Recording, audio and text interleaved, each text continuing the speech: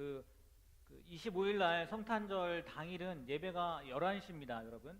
2시도 아니고 12시도 아니고 11시예요. 그러니까 성탄절 예배는 11시라는 거 기억하시고, 그때 행여나 12시에 오는 그런 불상사가 생기지 않게, 또 뭐 2시에 오는 불상사가 생기지 않게 되길 바랍니다. 네, 오늘 우리에게 주신 하나님의 말씀 보겠습니다. 사도행전 2장 43절에서 47절 말씀입니다. 우리 다 같이 자리에서 일어날까요? 사도행전 2장 43절에서 47절까지의 말씀입니다. 네, 앞에 준비도 해놨어요.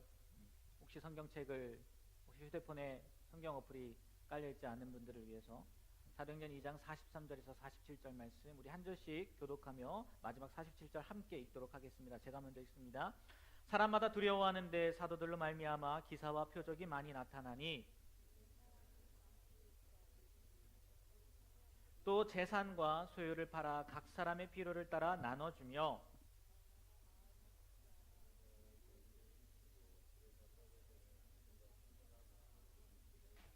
같이 있습니다. 하나님을 찬미하며 또 온 백성에게 칭송을 받으니 주께서 구원받은 사람을 날마다 더하게 하시니라.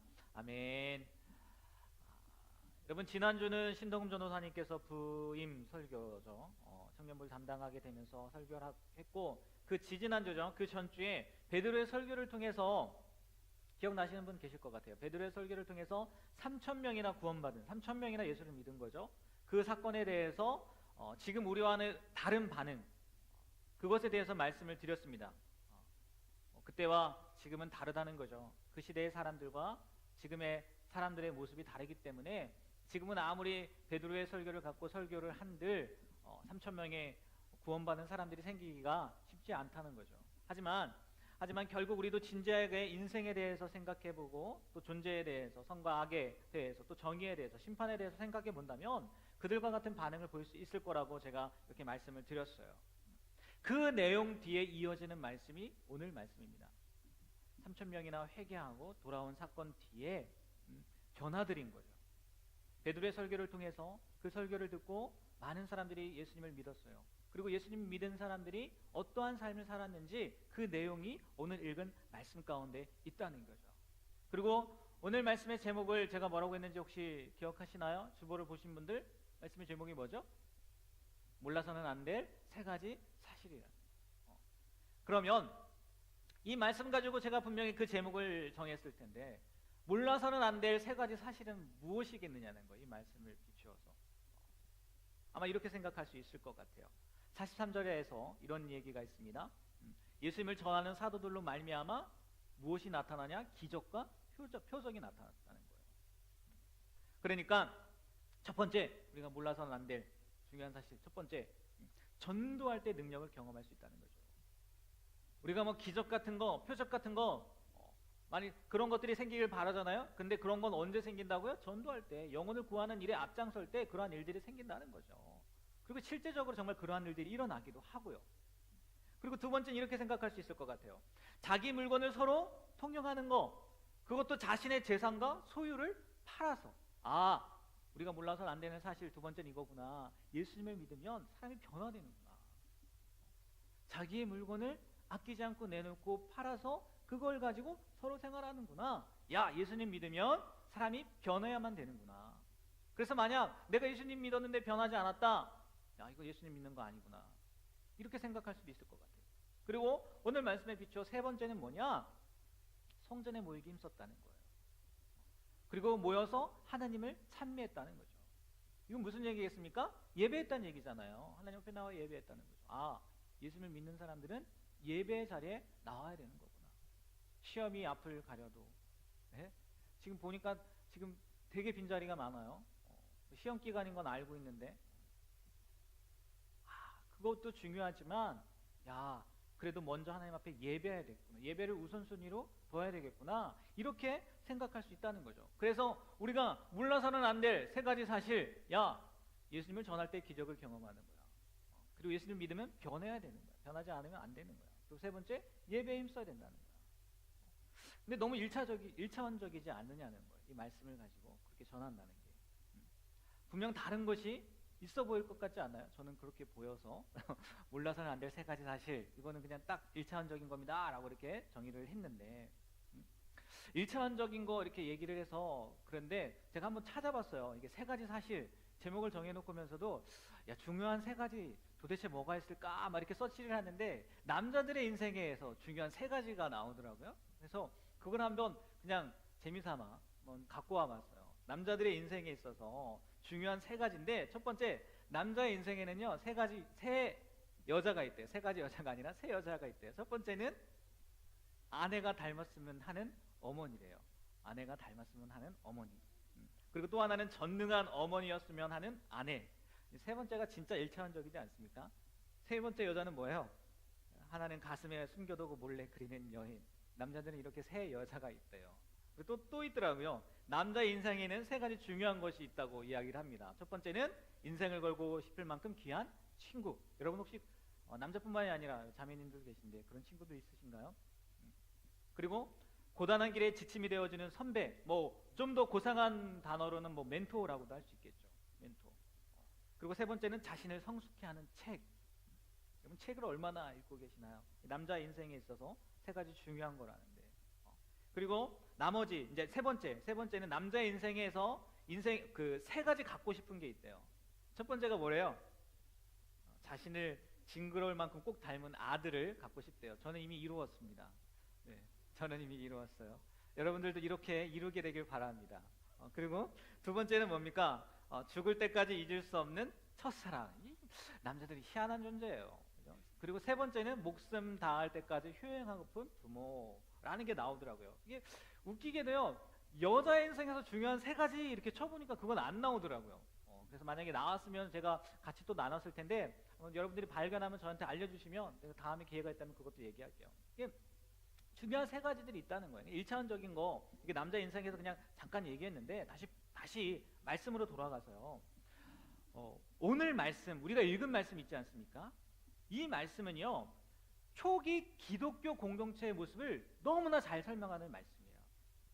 제가 초기 기독교라고 한 걸요 좀 기억하고 계셔야 돼요. 굳이 제가 초기 기독교라고 표현한 이유가 있어요. 그건 조금 뒤에 말씀드리기로 하고요. 그들의 모습을 보니까, 예수를 믿은 초기 기독교인들의 모습을 보니까 어떻게 살았대요? 네? 성전은 말할 것도 없고 집에서도 날마다 모이기를 힘썼고, 제가 조금 전에 세 가지 이야기하면서 자기 게 없다는 거예요. 오히려 땅을 팔아서 다른 사람들을 위해서 썼다는 거죠. 그리고 떡을 떼었다는 얘기가 나오는데, 이거는요 모일 때마다 성찬을 했다는 거. 오늘 성찬주일에서 성찬을 하지 않습니까? 근데 그때는요 사람들이 모일 때마다 성찬을 했다는 거예요. 그게 무슨 얘기냐? 예수님을 기억했다는 거거든요. 예수님을 기념하라고 해서 이걸 성찬을 하라고 한 거 아닙니까? 그러니까 매 모일 때마다 그랬다는 거죠. 그리고 특히나 그들은 사람들에게 무엇을 받았대요? 칭송을 받았다.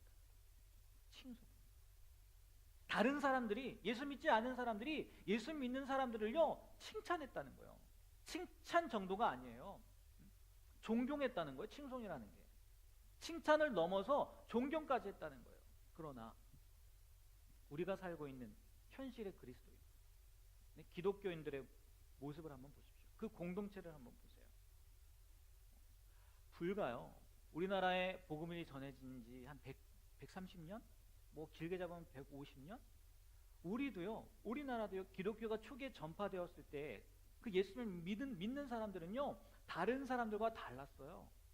칭송은 아닐지언정, 야, 저 사람들은 정말 다른 사람들이구나 라는 그런 인정을 받았는데, 지금 불과 130년이에요. 한번 보세요. 인정받습니까? 아니죠. 오히려 비난과 비판을 받죠. 칭송의 대상이 아니라 비난과 비판의 대상이 되었다는 거예요. 혹시 여러분들 가운데요, 여러분들을 물어보는 겁니다. 나는 교회 다닌다고, 나는 그리스도인이라고, 나는 기독교인이라고 이렇게 당당하게 그리고 자부심을 가지고 이야기하는 분 계세요? 네? 아시는 분들은 아시겠지만 제가 일반 대학교 나왔잖아요. 처음부터 신학을 한 게 아니에요. 여러분들처럼 청년의 때가 있었다고요. 처음부터 뭐 간사하고 전도사하고 그러지 않았다고요. 그러면서 제 얘기를 하지 않았습니까? 저와 가장 친한 선배였어요. 가장 친한 선배인데 그 선배가 갑자기 저에게 그러는 거예요. 야, 동우야, 너도 교회 다니냐? 응? 너도 교회 다니냐? 이러는 거예요. 무슨 얘기겠어요? 네? 칭찬할 만해서 물어본 거예요? 아니죠. 야, 네가 교회를 다녔어? 이거 아닙니까? 그나마 제가 목사가 돼서 이 정도지, 아마 목사가 안 되었으면요 지금도요 제가 교회 다닌다는 사실은요 1급 비밀이었을 거예요. 아무한테도 알리고 싶지 않았을 거예요.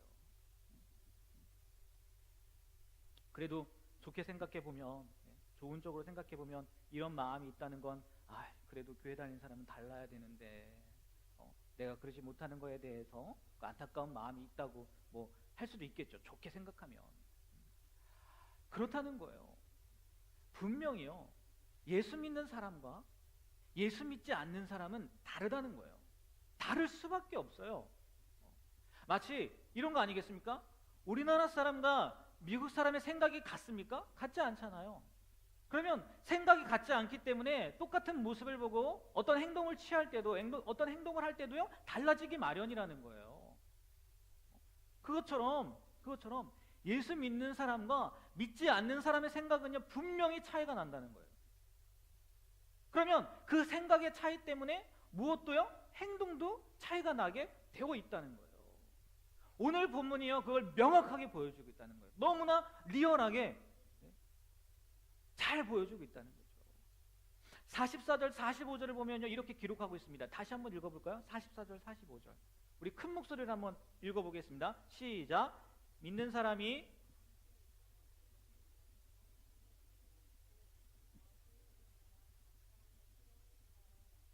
네 2000년 전에 그리스도인들의 모습을 봤더니요 자신들이 가진 것을 어떻게 했대요? 나누어 썼다는 거예요.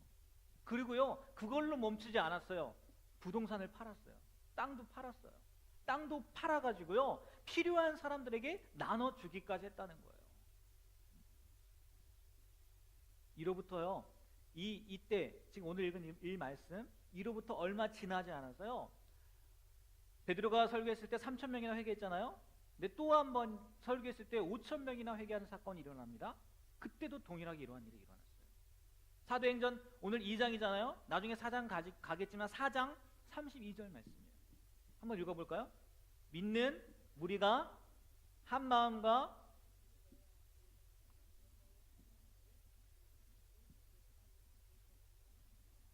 네 하나도 없었다는 거예요. 다른 사람보다 더 많은 재산을 내어놓는 사람은요 뽐낼 만도 해요. 내가 이만큼 내놨어요. 그런데 그런 게 없었다는 거예요.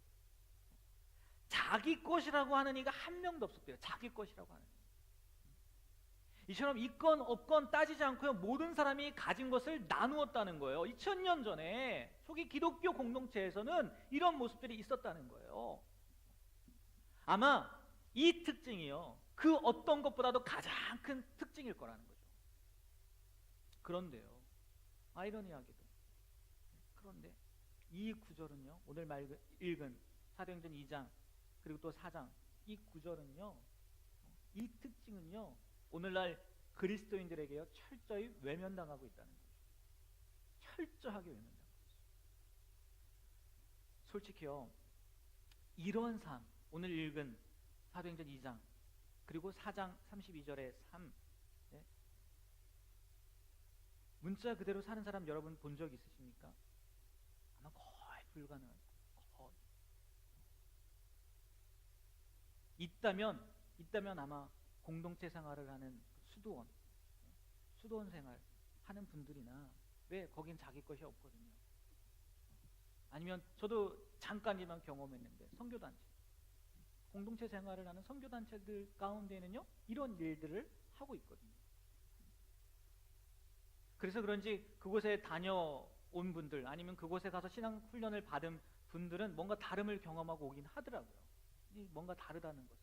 그래서 그런 걸 또 그리워하는 분들도 계시고 이러한 것으로 미루어 보면요 어떤 의미에서는요 어떤 의미에서는 2000년 전 초대교인들이 예수 믿지 않는 사람들에게 칭송을 받은 것은요 자기 것을 자기 것이라고 하지 않고 나누고 생활했던 그러한 모습 때문은 아닐까 이렇게 생각할 수도 있는 거죠.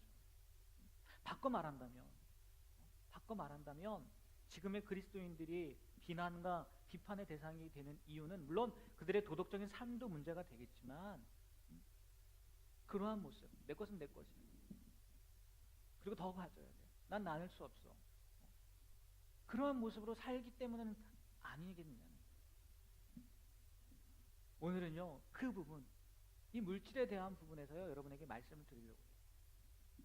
그러면 왜 이런 문제가 생기느냐.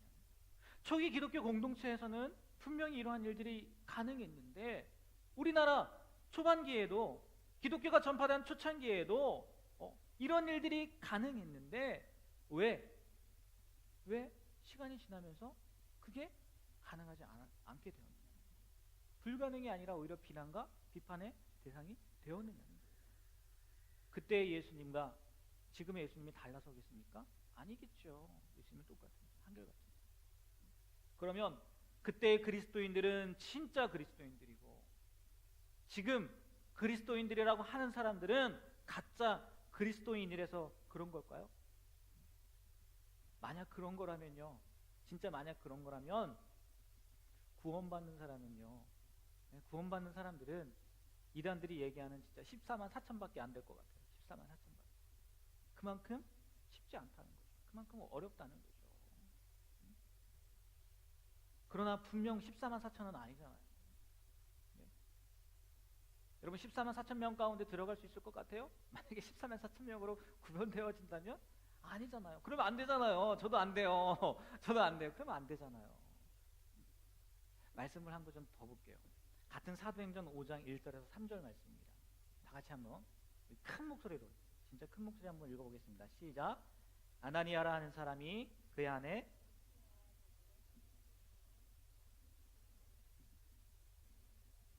얼마만 가져다가 사도들의 발 앞에 두니 베드로가 이르되 아나니아야 어찌하여 사탄이 내 마음에 가득하여 내가 성령을 속이고 땅값 얼마를 감추었느냐. 조금 전에 제가 4장 32절의 말씀 읽었잖아요. 근데 5장이에요. 4장 32절 말씀에 자기 것이라고 하는 사람이 하나도 없다고 했어요. 하나도 없다 했는데 불과 한 장 차이입니다. 한 장 차이도 아니죠. 4장 32절에서 5장 1절로 갔으니까 몇 절 차이에, 이게 표현이 몇 절이지만 며칠 차이겠죠. 벌써 지금 어떠한 일이 일어납니까? 자기 것을 감추는 사건이 일어납니다. 그리고요, 우리가 초대교회라고 하는 요한계시록에 보면 뭐 7교회도 나오잖아요. 뭐 안디옥 교회도 있고 에베소 교회도 있고 빌립보, 서머나, 또 빌라델피아, 라오디게 막 이런 교회들 있잖아요. 그런 교회들을 보더라도요, 이러한 삶, 제가 지금 사도행전 2장 그리고 4장 그러한 삶을요 이야기하고 있지 않더라고요. 불과 몇십 년도 아닐 겁니다. 그때뿐만이 아니죠.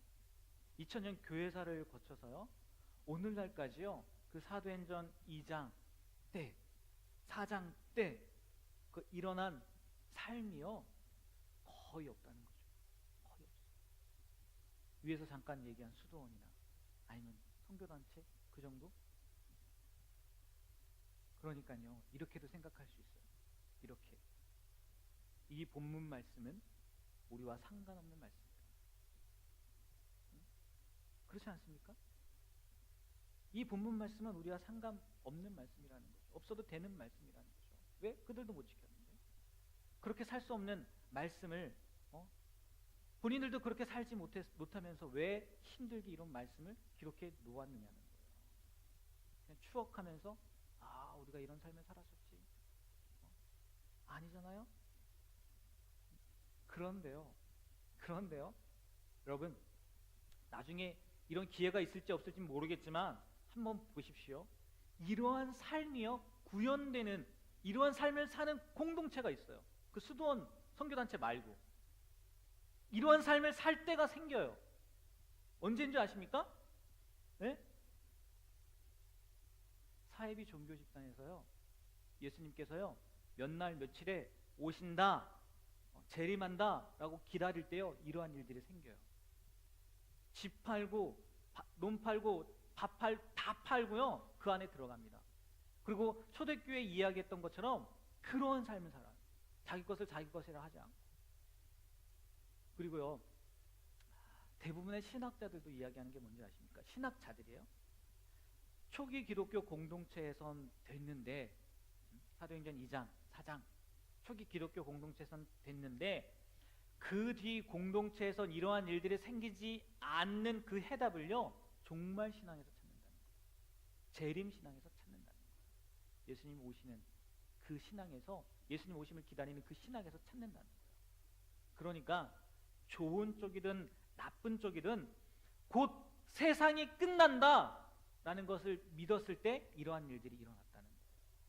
이제 끝난다, 몇 날 며칠이면 세상 끝나, 그러한 믿음들이 생기면요, 이러한 일들이 일어났다는 거예요.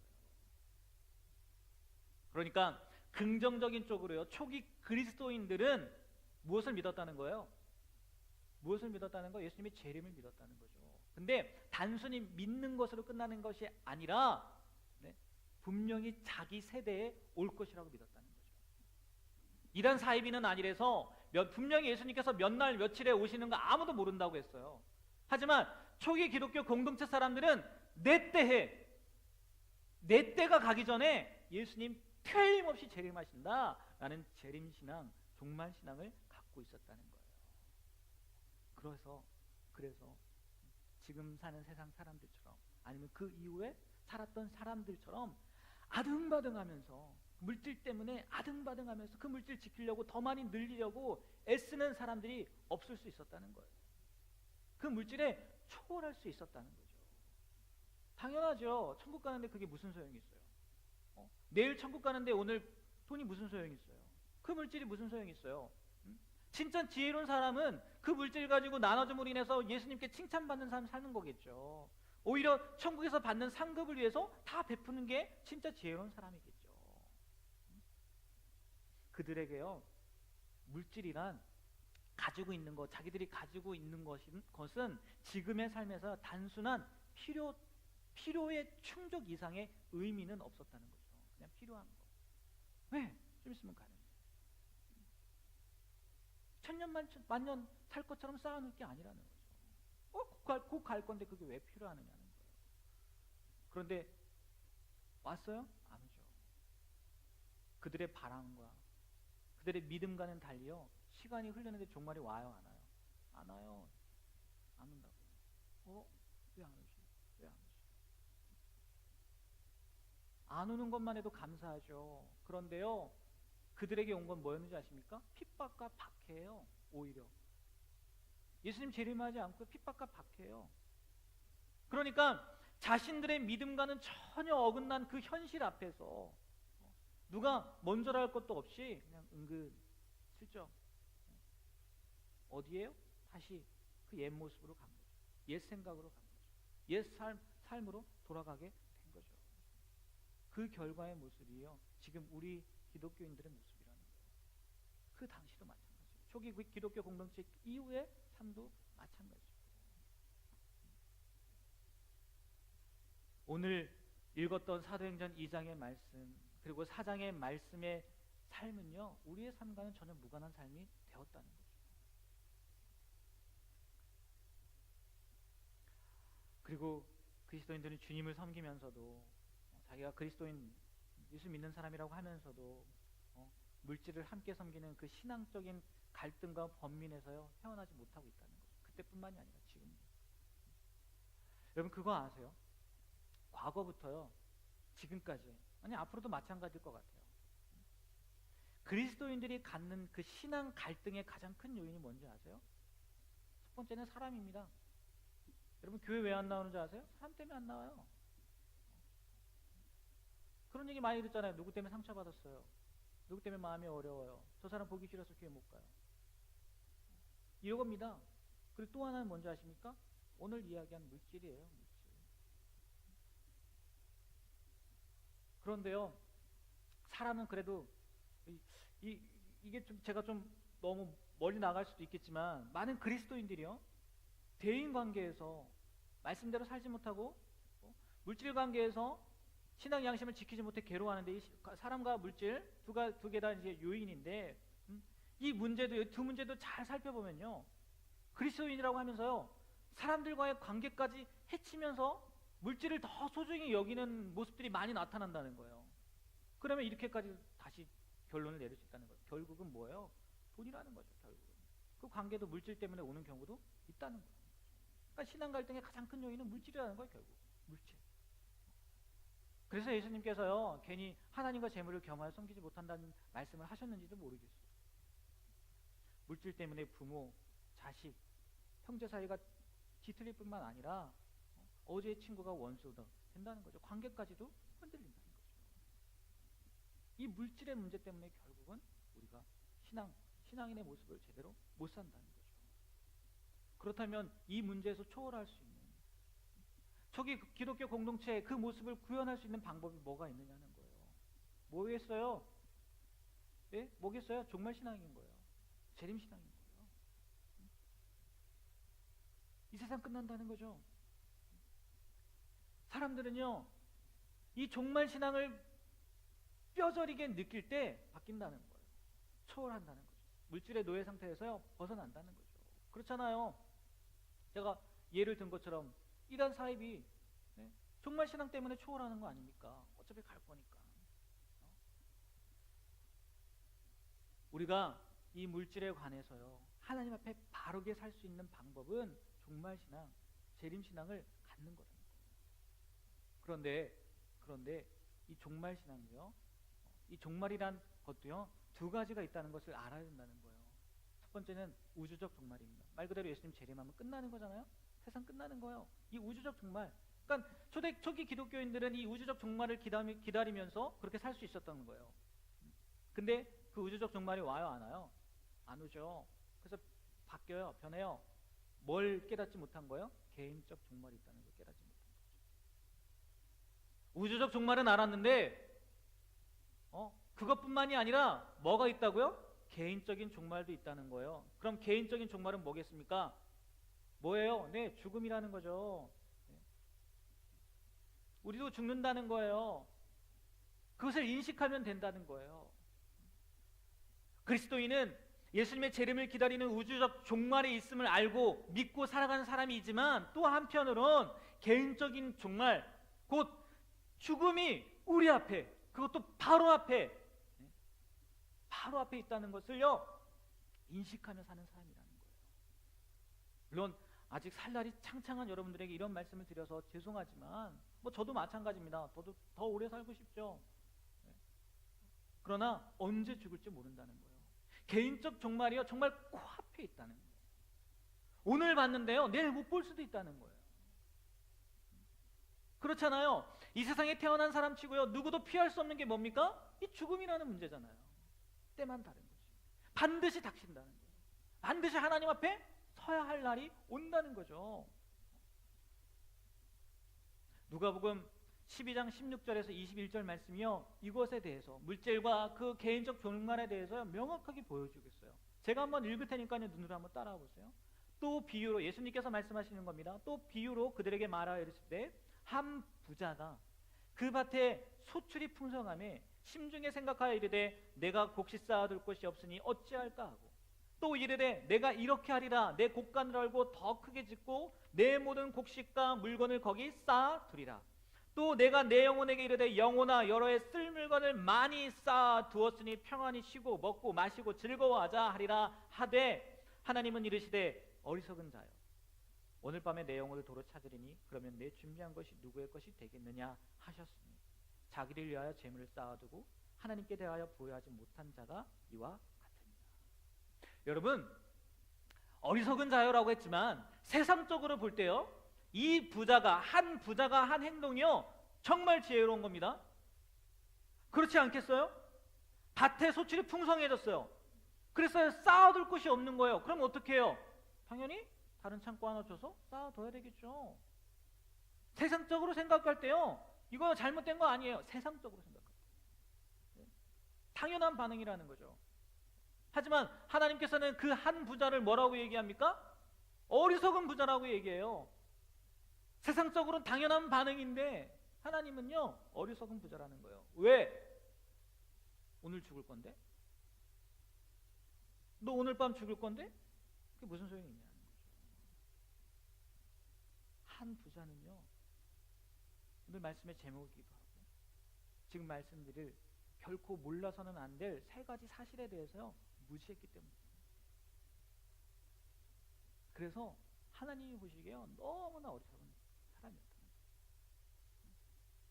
그렇다면 이제 결론입니다. 우리가 종말 신앙을 가지고 이 세상에 살면서 반드시 살아내야 할 모습, 말씀의 제목처럼 몰라서는 안 될 세 가지 사실은 무엇일까요? 첫 번째는요, 자신에게 그 많은 재산을 많지 않더라도 우리에게 재산을 맡기신 분은 누구라는 거예요? 하나님이라는 거예요. 하나님이라는 거예요. 그리고요, 그 두 번째는요, 그 재산에는요 반드시 나누어야 할 타인의 목, 반드시입니다. 나누어야 할 타인의 몫이 있음을 알아야 된다는 거예요. 그리고 마지막 세 번째는요, 개인적인 종말이 바로 코앞에 임박했다는 것을요 알아야 되는 거예요.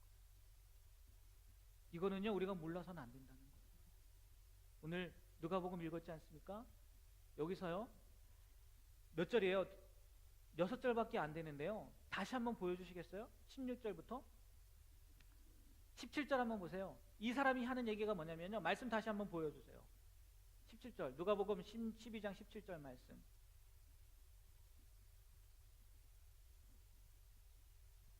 없나요? 있죠. 17절 보세요. 심중에 생각하여 이르되 뭐래요? 내가. 내가. 18절 보세요. 또 이르되 내가 내 곡간 내 모든 곡식. 19절 보세요. 내가 내 영혼에게. 이 부자는요 그 물질 누구 건 줄 알았어요? 내 거라는 거죠. 내 거라는 거죠. 근데 하나님은 뭐래요? 하나님 거라는 거죠. 하나님 거. 내 거라고 아니까요 이렇게 착각하고 살았다는 거예요. 그리고요 타인의 몫이 있어야 된다는 거. 여기 보세요. 다 자기를 위한 거예요. 자기를 위한 거. 이웃을 생각하지 않습니다. 예전에 제가 제자훈련하면서 청년들에게 그런 질문을 했죠. 여러분들에게 그런 제자훈련 받은 사람들 기억나시는 분들도 계실 거예요. 하나님은 우리를 사랑하시잖아요. 너무나 사랑하시잖아요. 독생자를 아낌없이 주신 것처럼 사랑하시잖아요. 우리만 사랑합니까? 아니에요. 온 세상 사람들 사랑하신다고요. 그런데 보십시오. 아직도 지금 제가 설교하는 아마 이 순간에도요, 아프리카나 아니면 오지 같은 나라에서요, 굶어 죽는 사람들이 생긴다는 거죠. 아니 하나님은 전능하신 분이고 능력 있는 분이신데, 네? 뭐 만화 제목처럼 하늘에서 음식이 내리게 할 수도 있는 거고, 아니면 광야 생활하는 것처럼 만나를 주실 수도 있는 건데 왜 그들 굶어 죽이냐는 거예요. 왜 굶어 죽습니까? 그들 왜 내버려둡니까? 그들은 하나님이 사랑하지 않아서요? 아니잖아요. 제가 이 얘기하면서 그런 얘기했습니다. 미국에서 버려지는 음식물 쓰레기만 가져도요 아프리카 사람들 다 먹여 살린다고. 우리나라도 마찬가지죠. 분명히 하나님께서는요 내가 가진 거, 하나님이 주신 것 가운데는요 타인을 위한 몫이 있는데 우리는요 그걸 생각하지 않는다는 거예요. 다 내 거라고 생각하는 거죠. 여러분 직장 생활하시면서 그 물질 받으면 어떻게 생활하십니까? 여러분 먼저 타인의 것 떼놓으세요? 아닐걸요? 하나님 것도 안 떼어놓는데 타인의 것 떼놓겠어요? 이게요, 저도 물질 갖고 생활을 하니까 저도 사례를 받고 사는 사람이고 자녀들이 있고 빡빡해요. 여러분 나중에 자녀 키워보면 압니다. 그런데요 먼저 떼어놓지 않잖아요. 절대로 타인을 위한 삶 없습니다. 타인을 위한 목 없어요. 그래서 몰라서는 안 될 세 가지 사실 가운데 두 번째 뭐라고요? 반드시 타인의 몫이라는 거예요. 타인의 몫이 있다는 거예요. 그걸 기억해야 된다는 거예요. 뭐 하나님의 것은 말할 것도 없어. 다 하나님의 거니까. 이런 삶을 살아야 된다는 거예요. 그리고 초기 기독교인들이 가졌던 것처럼 종말 신앙, 예수님 곧 오신다는 거, 근데 안 와. 하지만 우주적 종말뿐만이 아니라 개인적 종말이 있다는 거, 이 사실을 알게 되면요, 이게 다 부질없는 거구나. 여러분 진짜 여러분 변질됩니다. 됩니다. 지금 청년이니까 그런 거 인식하지 못하겠지만요, 나중에요 결혼하고 자녀들 생기고 이런 마음들요 잃어버리게 돼요. 가지셨으면 좋겠어요. 이게 진짜 지혜로운 사람이고요, 하나님께서 원하시는 기독교인 그리스도인들의 모습이라는 거예요. 이런 모습을 통해서요 우리가 굳이 내세우지 않아도요, 우리가 이런 삶을 살면요 다른 사람들이 알아요. 오늘 목사님께서 세상의 빛에 대한 말씀을 전하셨는데, 이 원고에 없는 말씀인데, 결국은요 빛은 감출 수 없어요. 예? 빛이 감춰집니까? 우리가 그러한 삶을 살면요 드러나게 되어 있다는 거예요. 그게 우리의 존재라는 거예요. 그게 그리스도인의 모습이라는 거예요. 빛이 되라는 게 아니에요. 너희는 뭐라고 했냐면 세상의 빛이라라고 했어요. 소금이 되라라고도 안 했어요. 너희는 세상에 뭐라고 했는지 아세요? 소금이라라고 했다고요. 소금이라고. 우리가 그러한 모습을 살면요 변화시키게 돼 있는 거고요, 그들이 깨닫게 되는 거예요. 소금이 되는 거, 빛이 되는 거 아니에요. 우리는 예수 그리스도를 믿음으로 말미암아요 그런 존재라니까요. 근데 우리가 그런 존재를 잃어버리니까 밟히는 겁니다. 세상 사람들에게 밟히는 거예요. 여러분 절대 잊어버리지 않으셨으면 좋겠어요. 그래서요 우리가요 그러한 모습을 가지고 살면 그게 소금이 되는 거고요, 그게 빛인 거예요. 그게 소금이고 그게 빛인 거예요. 다시 한번 좀 부탁드려요. 여러분들은 소금이고요 빛입니다. 절대 변질되지 마십시오. 절대 어둠 가운데 거하지 마십시오. 내가 내일 당장 죽을 수 있다는 거, 당장 하나님이 불러갈 수 있다는 거 늘 기억하시면서요 초기 기독교인들의 마음을 가지고요 오늘 하루를 또 내일 하루를 살아가시게 되는 저도 마찬가지고요, 여러분이 되길 주님의 이름으로 간절히 부탁드립니다. 기도하겠습니다.